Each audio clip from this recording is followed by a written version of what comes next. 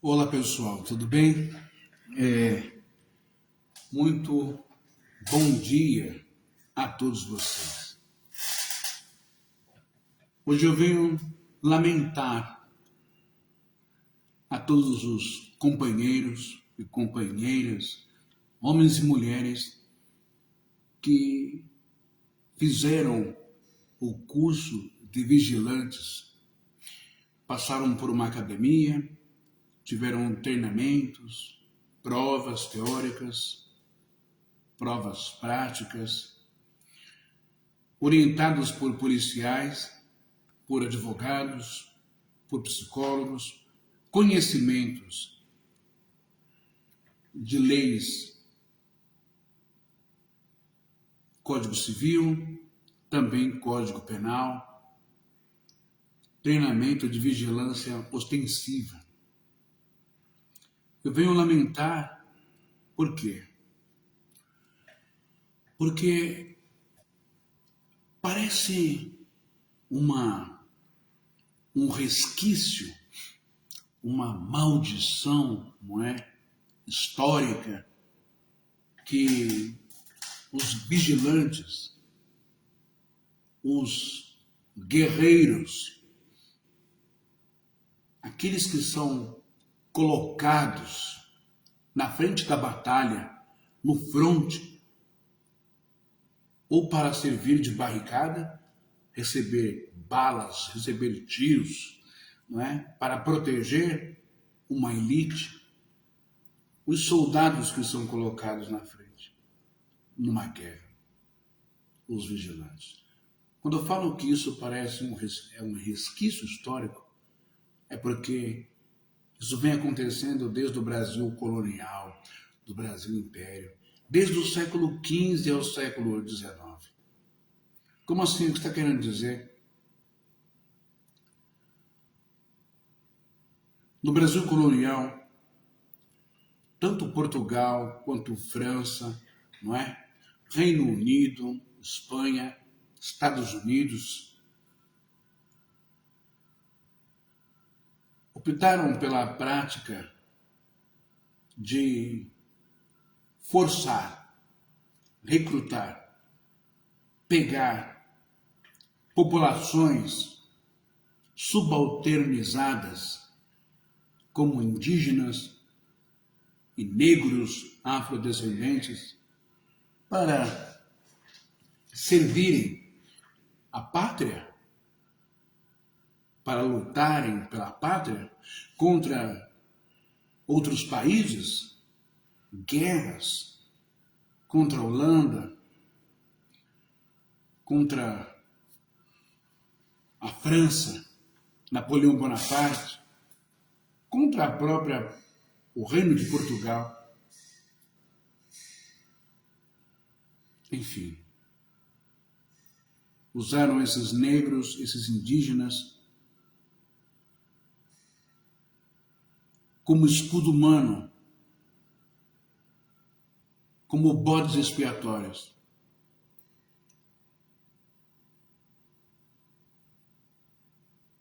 E depois que usaram esses negros e indígenas, povos originários da terra, os índios e os negros, os afrodescendentes, que lutaram bravamente em defesa do seu país, novo país, lutaram em favor da independência brasileira.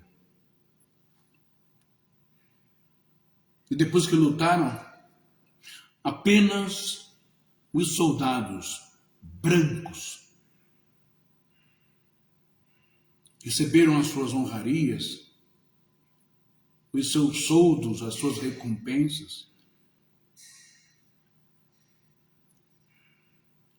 Com uma minoria lá, um aqui, outro de lá, ganham alguma coisinha, uma mísera homenagem. Negros. Por que eu estou falando isso? O que isso tem a ver com vigilantes do Brasil? Isso tem a ver porque O ministro Alexandre de Moraes, Supremo Tribunal Federal, a Suprema Corte do país, mais uns 4 ou 5 ministros, assinaram, optaram por derrubar o tema 1209. Que tema é esse 1209?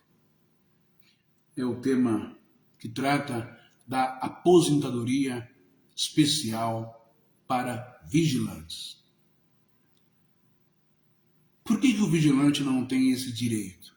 Na leitura, na interpretação dos ministros da Suprema Corte. Porque, segundo a visão deles, não há risco de doença. Como quem trabalha, por exemplo, técnico de raio-x, que fica exposto à radiação, aposentadoria especial, aposenta rápido. Quem trabalha também como técnico de enfermagem, lida com saúde, lida com substâncias, né? Ali, sangue, urina, material fecal, e pode contrair doenças. Então, a essas pessoas e outros é dado a aposentadoria especial. Só que tem um detalhe. A Polícia Civil e a Polícia Militar do Estado de São Paulo também têm direito à aposentadoria especial. Menos o vigilante terceirizado, o vigilante privado. Esse não tem direito. O Supremo Tribunal Federal não reconhece que eles têm direito. Porque não há risco para a sua saúde, né? De adquirir um câncer, de adquirir uma doença, um vírus, uma bactéria, algo nesse sentido, não é? Só que o Alexandre de Moraes, com todo respeito, a Vossa Excelência, ministro da Suprema Corte, e os demais ministros, esquecem que a maioria da segurança no Brasil, ela é realizada por vigilantes nas portas giratórias de agência bancária, lá no escudo no meio do banco, não é? Nas empresas, na porta das empresas, respeitando o perímetro e a lei, do portão para dentro, do muro para dentro, nas guaritas, agora na linha amarela também, não é? Já ocupando aqui a região também do Sacomã, Ipiranga, a CPTM, bem como as empresas que eu falei, hospitais e bancos, escoltas armadas. Você reparou como a maioria da segurança privada é realizada no Brasil por agentes de segurança formados, não é? Pela Inforvigil, pela Provig, pela Scorpion e tantas outras academias, escolas com excelentes instrutores para essa galera, para esses guerreiros e guerreiras trabalhadores.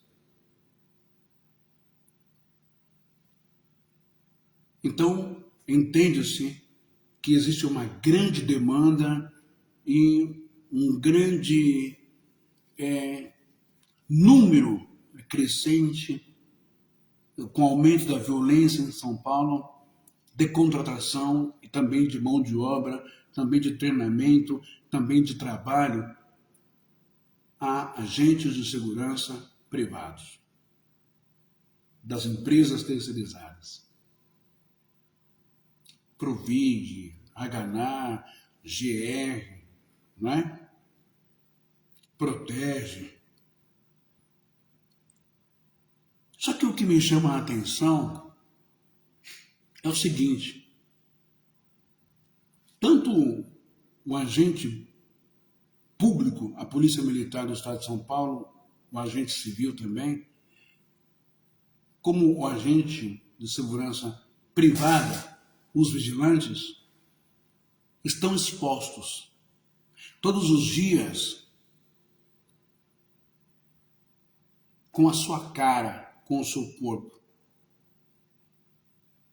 dispostos a levarem tiros, de serem alvejados, o que dirá dos nossos queridos irmãos que trabalham nos carros de transporte, de valores, que levam aí milhões, né, de empresas para cá, para lá, de banco, os que fazem escolta a empresários, que não tem tempo, muitas vezes, até de usar o banheiro ou de comer um lanche, porque o tempo não é dele, o tempo é minuto, segundo, é do empresário que ele faz escolta.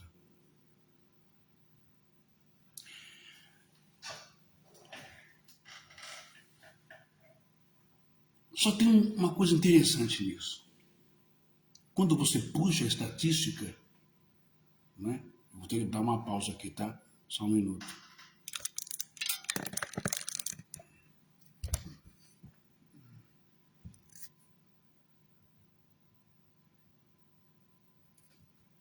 Vou dar uma pausa aqui, que tá descendo. Opa!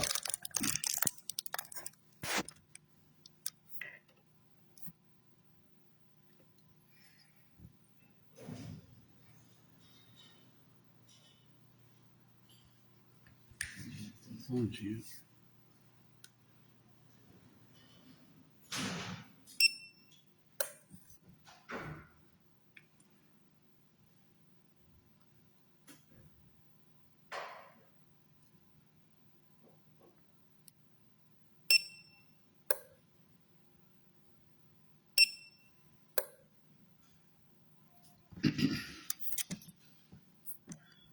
Voltando.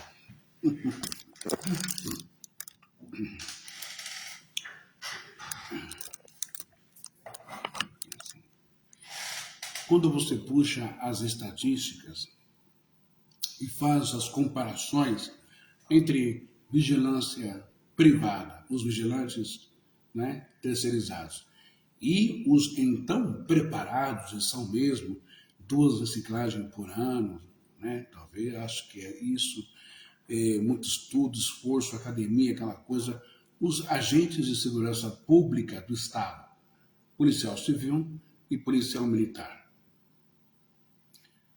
Não desclassificando os senhores, é claro, toda a honra à Polícia Militar do Estado de São Paulo, à Polícia Civil, mas se você puxar aí,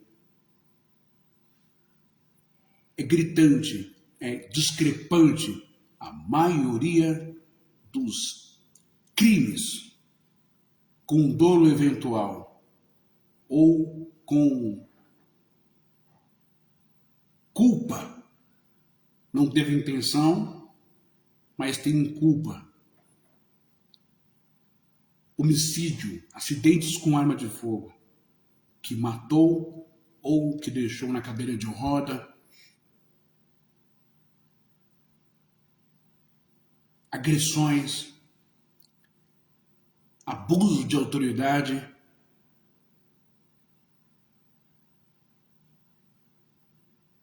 tortura psicológica e física, agressões em abordagens de rotina na rua, racismos, execuções pífias, execuções hediondas, como no Rio de Janeiro, pegaram aquelas crianças, levaram na viatura até lá em cima e jogaram as crianças. Como aquele caso do policial que pegou um rapaz de cima de uma ponte e o jogou para fora do nada. Acidentes com arma de fogo na mão de preparados do Estado, e como naquele jogo de futebol, que foi dar uma coronhada e a arma disparou e matou um torcedor. Percebe que acidentes com vigilantes e clientes de banco, ou clientes de empresa, ou no hospital,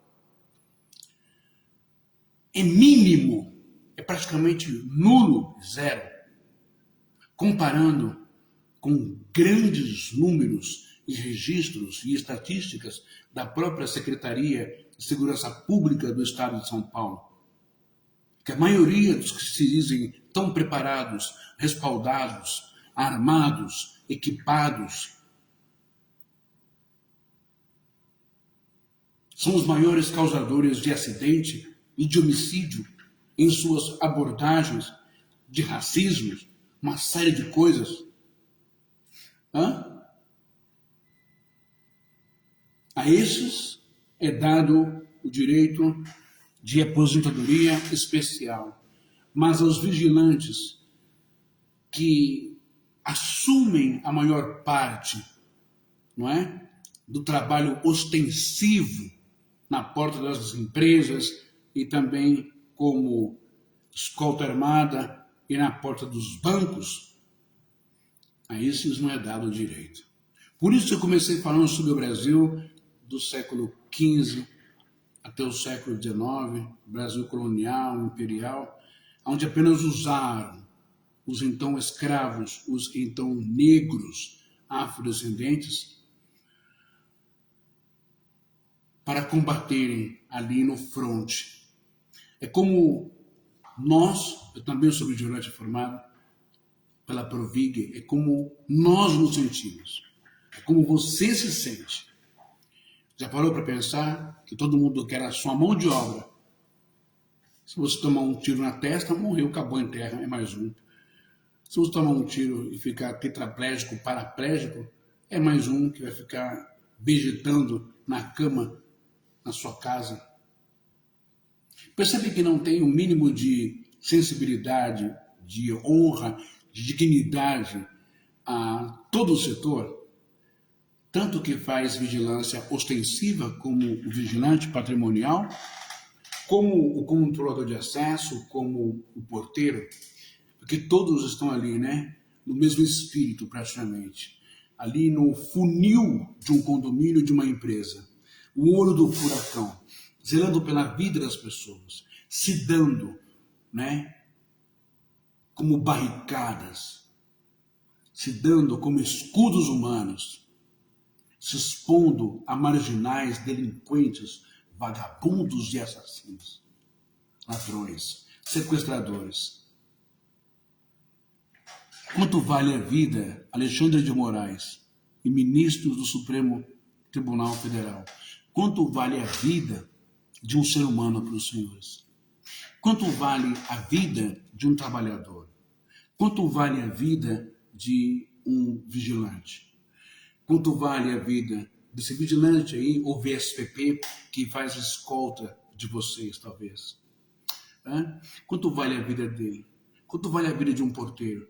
Quanto vale a vida de um controlador de acesso? Eu não estou pedindo, não estou perguntando quanto vale a vida com base em piso salarial. Quanto vale a vida humana? Provavelmente ele deve ter filho, esse vigilante, deve ter uma esposa, deve ter sua família, deve ter um pai, uma mãe, não é? Parar para pensar um pouco. Os que se dizem preparados, respaldados pelo Estado, são os que mais matam por preconceito, discriminação, despreparo, são os que mais causam acidentes, né? São os que mais têm problemas psicológicos por uma deficiência de um apoio psicológico desse Estado.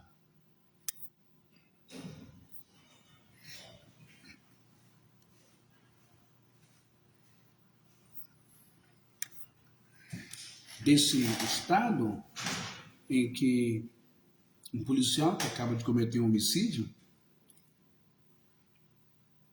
simplesmente recebe o laudo de um psicólogo dizendo que está apto, que pode voltar para as ruas. O preconceito e a discriminação para com vigilantes, porteiros e controladores de acesso é extremamente exacerbado e vem tanto do governo quanto dos políticos, de prefeitos, de governadores, de deputados e também do presidente da República. Eu acho que nós, vigilantes,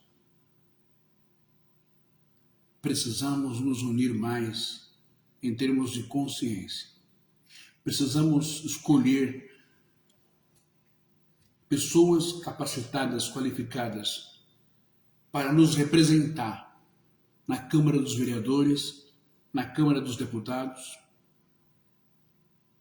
para nos representar no Senado, para nos representar em todas as instâncias públicas e políticas de grande poder desse país.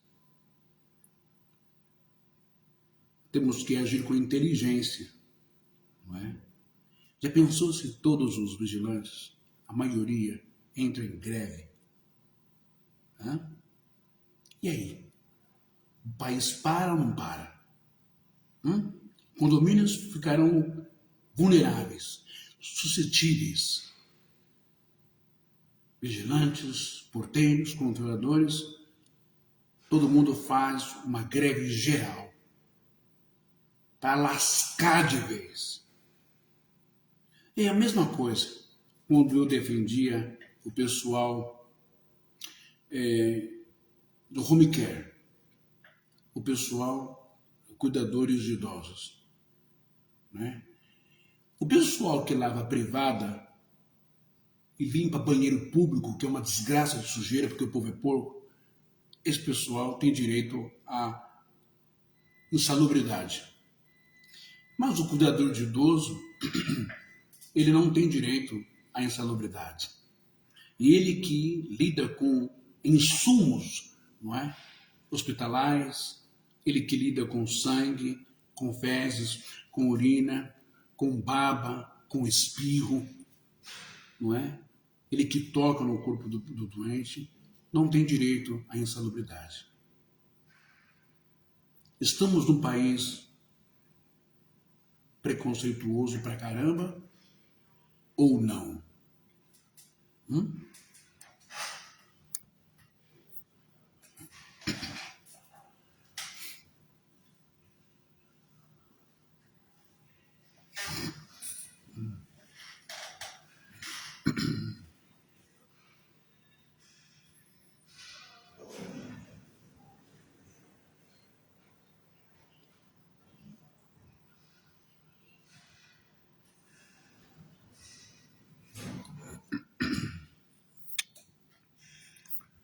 Você percebe, eu dou uma pausa porque o pessoal passa.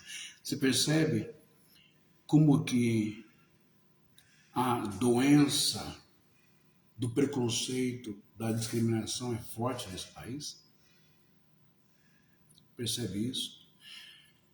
Para você que é comum, não é? Você que não é vigilante, vou contar um segredo para você aqui.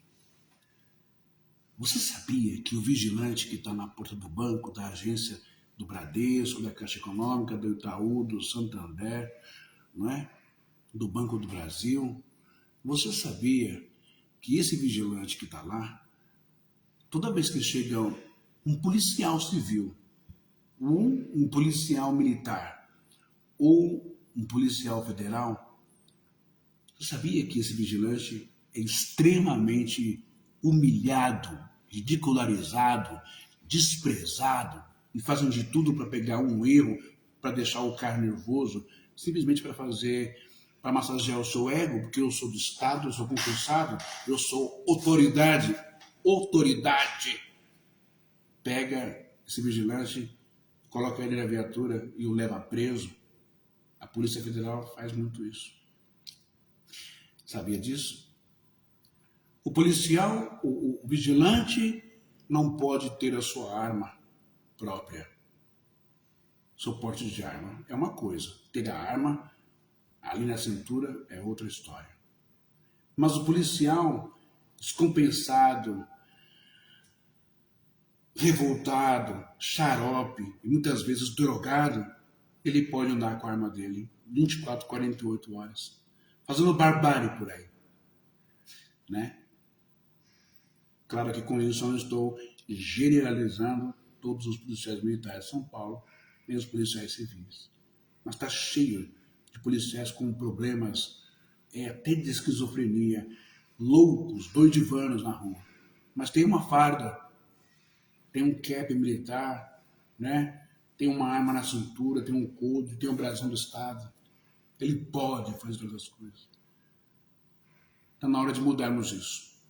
Nós contamos, eu vou preparar essa live, nós contamos com você, vigilante, porteiro, controlador. Até a próxima.